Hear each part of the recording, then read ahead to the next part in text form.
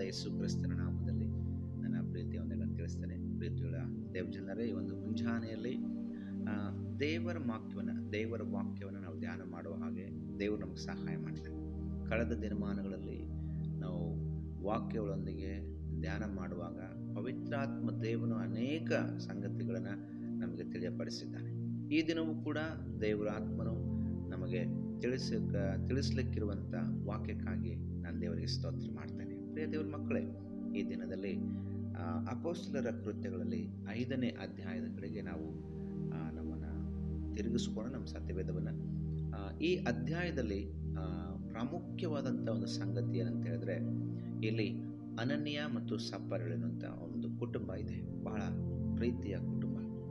ಪ್ರೀತಿಯ ಮಕ್ಕಳೇ, ಈ ಅನನ್ಯ ಮತ್ತು ಸಫೈರಳು ಇವರು ಇಬ್ಬರು ಕೂಡ ಒಡಂಬಟ್ಟು ದೇವರಿಗಾಗಿ ಏನಾದರೂ ಮಾಡಬೇಕು, ದೇವರ ರಾಜ್ಯಕ್ಕಾಗಿ ಏನಾದರೂ ಮಾಡಬೇಕು. ನಾವು ಹೀಗೆ ಇದ್ದರೆ ಚೆನ್ನಾಗಿರಲ್ಲ.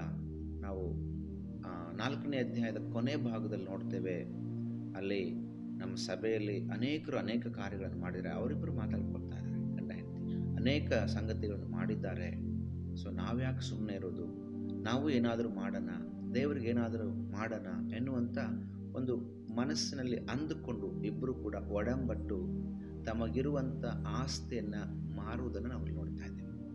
ತಮಗಿರುವಂಥ ಆಸ್ತಿಯನ್ನು ಮಾರಿ ಅವರು ದೇವರ ಸಮ್ಮುಖಕ್ಕೆ ಬರ್ತಾ ಇದ್ದಾರೆ.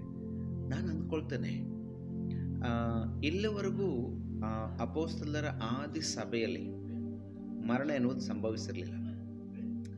ಅವರು ಯಾವುದೇ ಥರವಾದಂಥ ದೇವರಿಗೆ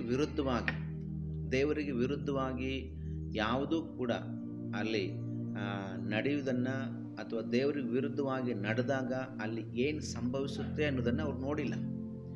ಆಗ ಇಲ್ಲಿವರೆಗೂ ಅವರು ಪ್ರತಿಯೊಬ್ಬರು ಕೂಡ ಆಶೀರ್ವಾದವನ್ನೇ ಹೊರತು ಅಲ್ಲಿ ಬೇರೆ ಯಾವುದೂ ಸಂಗತಿಯನ್ನು ಕೇಳಿಸ್ಕೊಂಡಿಲ್ಲ, ನೋಡಿಲ್ಲ ಪ್ರೇರೆ. ಅದಕ್ಕೆ ದೇವರು ಈ ಕುಟುಂಬದಲ್ಲಿ ಆ ಸಂಗತಿಯನ್ನು ಮಾಡಿ ಸಭೆಯಲ್ಲಿ ಒಂದು ತಿರುಳನ್ನು ತರೋದಕ್ಕೋಸ್ಕರವಾಗಿ ಈಗ ನಡೆಸಿರ್ಬೋದು ಅಂದ್ಕೊಳ್ತೇನೆ. ನೋಡಿ, ಇಲ್ಲಿವರೆಗೂ ಆ ಹುಟ್ಟುಕುಂಟ ನಡೆದ ಬಹಳ ಅದ್ಭುತ ಆಶ್ಚರ್ಯಕರವಾದ ಸಂಗತಿಗಳು ನಡೀತು. ಅನೇಕ ಸೂಚಕ ಕಾರ್ಯಗಳು ನಡೆದವು. ಆ ಜನರನ್ನು, ರೋಗದಲ್ಲಿದ್ದಂಥವ್ರನ್ನ, ಮಾಟಮಂತ್ರದ ಶಕ್ತಿಯಲ್ಲಿದ್ದಂಥವ್ರನ್ನ, ದುರಾತ್ಮ ಪೀಡಿತರನ್ನು ದೋಲಿಯಲ್ಲಿ ಹೊತ್ಕೊಂಡು ಬಂದರು. ಪೇತ್ರರು ನೆರಳು ಬಿದ್ದರೆ ಸಾಕಪ್ಪ ಅನ್ನುವಂಥ ಪರಿಸ್ಥಿತಿಗೆ ಬಂದರು. ಇದೆಲ್ಲ ನಡೀತು. ಅನೇಕ ಅದ್ಭುತ ಕಾರ್ಯಗಳು, ಸೂಚಕ ಕಾರ್ಯಗಳು ನಡೀತಾ ಬಂತು. ಈ 5ನೇ ಅಧ್ಯಾಯಕ್ಕೆ ಬರುವಾಗ ಅನನ್ಯ ಮತ್ತು ಸಫೈರಳು ಈ ಕುಟುಂಬದಲ್ಲಿ ಒಂದು ದುರ್ಘಟನೆ ನಡೆಯುವುದನ್ನು ನಾವು ನೋಡ್ತೇವೆ. ಇವರು ಕೂಡ ನಾವು ಹೆಸರು ಪಡ್ಕೊಳ್ಳೋಣ ಅಥವಾ ನಮ್ಮ ಹೆಸರನ್ನು ಕೂಡ ಪ್ರಖ್ಯಾತಿಗೆ ಬರುವ ಹಾಗೆ ನಾವು ಏನಾದರೂ ಮಾಡೋಣ ಅಂತ ಇಬ್ಬರು ಅಂದುಕೊಂಡ್ರೇನು. ಆದರೆ ದೇವರಿಗೆ ಸ್ತೋತ್ರ, ಒಳ್ಳೆಯದೇ. ಅವ್ರ ಹೆಸರು ಪ್ರಖ್ಯಾತಿಗೆ ಬರಲಿ ಅಂದುಕೊಂಡಿದ್ದು ಒಳ್ಳೆಯದೇ, ಅವರ ಆಸ್ತಿ ಮಾರಿದ್ದು ಒಳ್ಳೆಯದೇ. ಆದರೆ ಅದೆಲ್ಲವುಗಳ ಮಧ್ಯದಲ್ಲಿ ಎಲ್ಲೋ ಒಂದು ಕಡೆ ತಪ್ಪು ಮಾಡ್ತಾ ಬಂದರು. ಏನು ತಪ್ಪು ಮಾಡಿದ್ರು ಅಂದರೆ, ಆಸ್ತಿಯನ್ನು ಮಾರಿ ಇದ್ದ ಹಣನ ಅವ್ರು ಇದ್ದ ಹಾಗೆ ತರಲಿಲ್ಲ.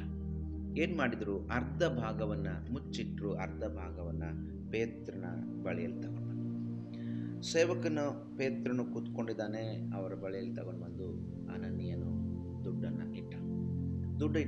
ಇಟ್ಟಾಗ ಅಲ್ಲಿ ದೇವ್ರ ವಾಕ್ಯದಲ್ಲಿ ಹೇಳ್ತದೆ, ಆಗ ಪೇತ್ರನು ಅನನ್ಯನಿಗೆ, 3ನೇ ವಾಕ್ಯದಲ್ಲಿ, ಅನನೀಯ, ಸೈತಾನನು ನಿನ್ನ ಹೃದಯದಲ್ಲಿ ತುಂಬಿಕೊಂಡಿದ್ದೇನು, ನೀನು ಯಾಕೆ ಆ ಹೊಲದ ಕ್ರಯದಲ್ಲಿ ಕೆಲವನ್ನ ಬಚ್ಚಿಟ್ಟುಕೊಂಡು ಪವಿತ್ರಾತ್ಮನನ್ನು ವಂಚಿಸಿದ್ದಿ.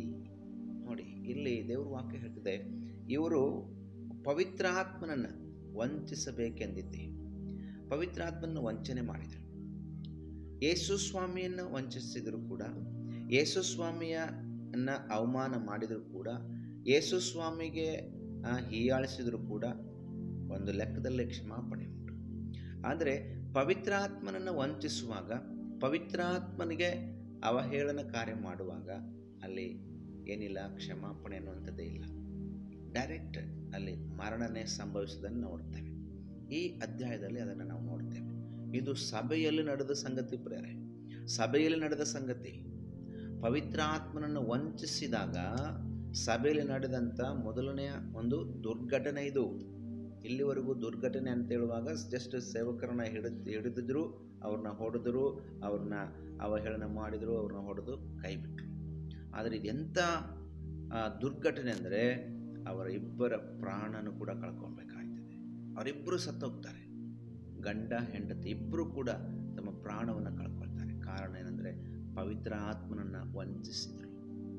ನೋಡಿ, ಇವತ್ತು ಅನೇಕರು ಸಭೆಗಳಲ್ಲಿ ಕೂಡ ಪವಿತ್ರ ಆತ್ಮನನ್ನು ವಂಚನೆ ಮಾಡ್ತಾ ಇದ್ದಾರೆ. ಅನೇಕರು ವಂಚಿಸ್ತಾ ಇದ್ದಾರೆ. ಅನೇಕರು ಪವಿತ್ರ ಆತ್ಮನಿಗೆ ಬೆಲೆ ಕೊಡದಲ್ಲೇ ಇದ್ದಾರೆ. ಅನೇಕರು ಈ ದಿನಮಾನಗಳಲ್ಲಿ ಸೇವಕರಿಗೂ ಕೂಡ ಬೆಲೆ ಕೊಡ್ತಾ ಇಲ್ಲ. ಅನೇಕರು ಈ ದಿನಗಳಲ್ಲಿ ದೇವರ ವಾಕ್ಯಕ್ಕೂ ಬೆಲೆ ಕೊಡ್ತಾ ಇಲ್ಲ, ದೇವರಿಗೆ ಬೆಲೆ ಕೊಡ್ತಾ ಇಲ್ಲ, ಗೌರವಿಸ್ತಾ ಇಲ್ಲ. ದೇವರ ವಾಕ್ಯದಲ್ಲಿ ಹೇಳ್ತದೆ, ಪವಿತ್ರಾತ್ಮನ ವಂಚಿಸಿದ್ದೀರಿ. ಆ ಮಾತುಗಳನ್ನು ಹೇಳುವಷ್ಟರಲ್ಲಿ ಪೇತ್ರನ ಒಂದು ಪಾದದಲ್ಲಿ ಬಿದ್ದು ಪ್ರಾಣ ಬಿಟ್ಟು ಪ್ರೇರೆ. ಅದಾದ ಹೊತ್ತಿಗೆ ಕೆಲವು ಹೊತ್ತಿಗೆ ಆತನ ಹೆಂಡತಿ ಕೂಡ ಬರ್ತಾಳೆ. ಆಕೆಯೂ ಕೂಡ ಅದೇ ಮಾತಾಡ್ತಾಳೆ. ಆಕೆಗೂ ಅದೇ ಮಾತು, ನಿನ್ನ ಗಂಡನನ್ನು ಹೊತ್ತು ಊತಾಕಿ ಬಂದಿರೋರು ಬಾಗಿಲಲ್ಲಿ ನಿಂತ್ಕೊಂಡಿದ್ದಾರೆ, ಈಗ ನಿನ್ನನ್ನು ಕೂಡ ಹೊತ್ಕೊಂಡು ಹೋಗ್ತಾರೆ.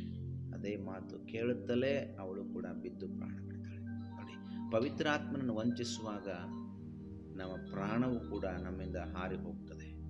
ನೆನಪಿನಲ್ಲಿಟ್ಕೊಳ್ರಿ, ಪ್ರತಿಯೊಬ್ಬರು ಕೂಡ ಈ ವಾಕ್ಯವನ್ನು ಕೇಳಿಸ್ಕೊಳ್ಳೋದು ಪ್ರತಿಯೊಬ್ಬರು ಗಮನದಲ್ಲಿಟ್ಕೊಳ್ರಿ.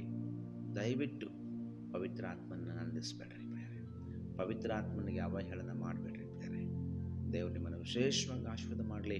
ನಾನು ನಿಮಗೋಸ್ಕರ ಕೂಡ ಪ್ರಾರ್ಥನೆ ಮಾಡೋಣ. ನಮ್ಮನ್ನು ಬಹಳವಾಗಿ ಪ್ರೀತಿ ಮಾಡಿದ ಪರಲೋಕ ದೇವರೇ, ಒಂದು ಸ್ವಾಮಿ ಕರ್ತನೆ, ಮುಂಜಾನೆಯಲ್ಲಿ ಅಪ್ಪ ವಾಕ್ಯವನ್ನು ಕೇಳಿಸಿಕೊಂಡ ಪ್ರತಿಯೊಬ್ಬರಿಗಾಗಿ ನಾನು ಸ್ತೋತ್ರ ಮಾಡ್ತೇನೆ. ಕರ್ತನೆ, ವಾಕ್ಯವನ್ನು ಕೇಳಿಸಿಕೊಂಡಂಥವರು ಯಾರು ಕೂಡ ಪವಿತ್ರಾತ್ಮನನ್ನು ವಂಚಿಸದೆ, ಪವಿತ್ರಾತ್ಮನನ್ನು ನಿಂದಿಸದೆ ದೇವರೇ, ಅವರೆಲ್ಲರೂ ಪವಿತ್ರಾತ್ಮನಿಗೆ ಒಳಗಾಗುವ ಹಾಗೆ ಸಹಾಯ ಮಾಡಿರಿ. ದೇವ, ನಿನ್ನಿಂದ ಆಶೀರ್ವಾದವನ್ನೇ ಹೊರತು ಶಾಪವನ್ನು ಹೊಂದಿಕೊಳ್ಳದ ಹಾಗೆ ಕರ್ತನೆ ಒಬ್ಬೊಬ್ಬರೂ ಕೂಡ ನೀನು ಬಲಪಡಿಸು, ಆಶೀರ್ವದಿಸುವುದಾಗಿ, ನವ ಚೈತನ್ಯ, ನವ ಜೀವವನ್ನು ಅನುಗ್ರಹಿಸುವುದಾಗಿ ನಜರೇತಿನ ಯೇಸುವಿನ ನಾಮದಲ್ಲಿ ಬೇಡಿಕೊಳ್ತೇವೆ ನಮ್ಮ ಸ್ವರ್ಗೀಯ ತಂದೆ. ಆಮೆನ್.